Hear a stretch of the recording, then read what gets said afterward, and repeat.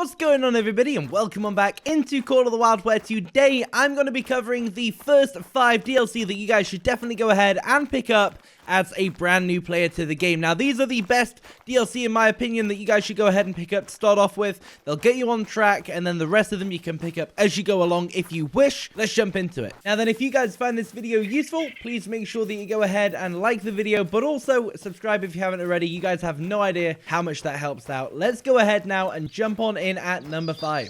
Now then, maybe this will surprise some of you, however, I do feel that the lodge has to be up there with one of the first things that you guys should go ahead and get.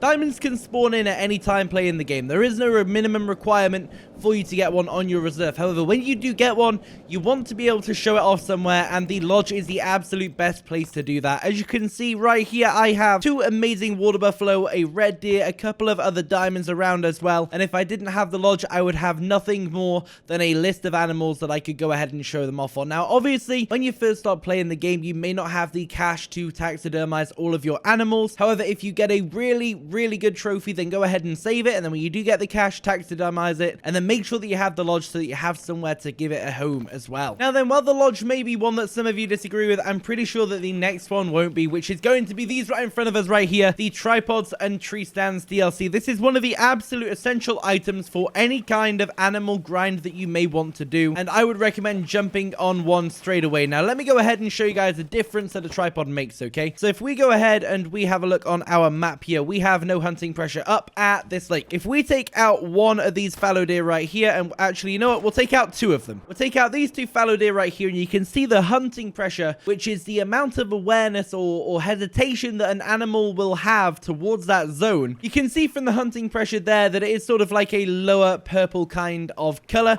whereas if I go ahead and jump out of the tripod right here, and we go ahead and shoot 2 more fallow deer that are on the other side over here, so let's go ahead and take on this one and also this one.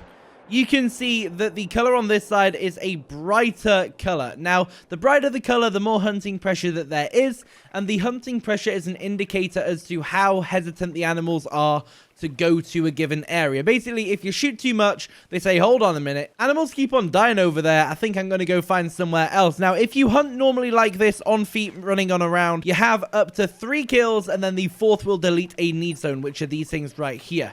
However, when you go ahead and use a tripod, you can take out up to 16 animals in a zone. So that is the difference between, it's literally a quarter of the hunting pressure per animal if you use a tripod. And that is the reason that for me, this is an absolute must. So I've spoken there about it being a quarter of the hunting pressure. We took out 2 animals over here. Now then, that means that essentially we should be able to take out 8 animals to get the same color need zone. So we've taken out 3 of them right there, and you can see that the hunting pressure right over here has already disappeared. That's how quick you can get rid of hunting pressure when you use a tripod. And instead it has come right over here, and it's still nowhere near as bright as that pink right there.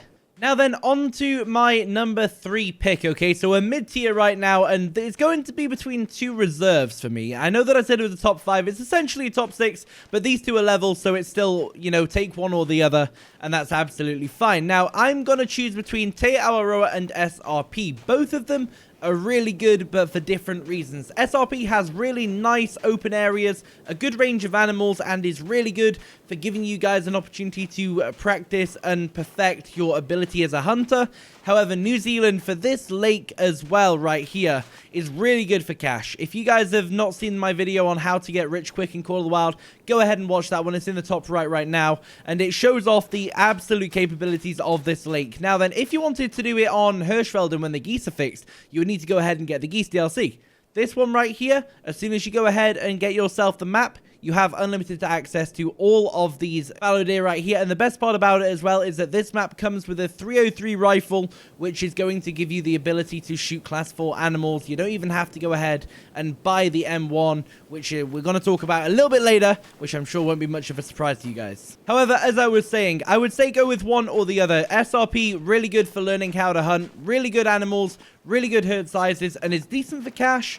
New Zealand got a good range of animals as well, a really good hunting system between big lakes, and of course on New Zealand you do also have the opportunity to get yourself a red deer great one. Go ahead, check them both out and decide for yourself which one you think is going to be the better map for you. Now then, finally coming down to the final two, and at number 2, we are going to have the Yukon Valley Reserve. Now, Yukon is an absolutely beautiful map. I love Yukon. Has a really good range of animals going all the way from class 1 right through to class 9. And it also has interactive weather dynamics as well, where at night it gets frosty and the ground becomes covered in snow, and then during the day it opens up. You get an opportunity to see all of the luscious greens, oranges, reds, and yellows that this map has to offer. But in addition to that, you also get one of the best class 7 to 9 rifles that I think could ever exist for this game, which is going to be this one right here, which is going to be the 300 canning rifle. It does an absolutely amazing job at taking out any of the big game in Call of the Wild, and I highly recommend that you guys go ahead and grab yourself Yukon. It's an absolute must. If not for the reserve, for the gun alone, it's worth it. We have come to the final DLC right now, the number 1 spot, the king of the starter kit. We have to talk about the Smoking Barrels DLC, also known as Weapons Pack 4. What an absolutely incredible DLC that is. It features the M1, which in my opinion is one of the best rifles in the game. 5-round semi-automatic gun, and it can absolutely demolish anything that comes in its way. Class 4 to 8 gun, and it's an absolute beast. I use it all the time. I use it for every class 4 to 8 animal that I can shoot, and it does it without hesitation, takes them down. And also the ability is, say for example, you slightly miss your shot on a diamond, you know, you shoot slightly behind where you want to and it's not hit the vital. The best thing about it is you can go ahead and shoot once, and then you can follow it up immediately before the animal flees, and that can allow you to secure that vital hit which you need to get the diamond integrity. However, it does also feature the .50 cal cap lock, which is an absolutely amazing 3 to 7 or 4 to 8 rifle depending on the ammo that you have loaded. 40 penetration, 30 expansion, and a 200-meter effective range. Is one of the best guns that you can use. The only downside is that it is a single round gun, unlike the M1, which has 5 rounds in its magazine. But there we have it. They are the top 5 DLC for Call of the Wild. If you are a new player, then they are the absolute must-have DLC for starting your journey on Call of the Wild. And even if you're an experienced player, if you don't have any of those DLC mentioned, make sure that you go ahead and pick them up as soon as possible, because they will massively enhance your game experience. As I said at the start, guys, if this video has been useful for you, please do make sure that you go ahead and leave a like on it, but also subscribe to the channel if you haven't already, to make sure that you get the updates and videos that will be coming out each and every week. And until then, thank you guys so much for watching. Enjoy the hunt out there. Peace.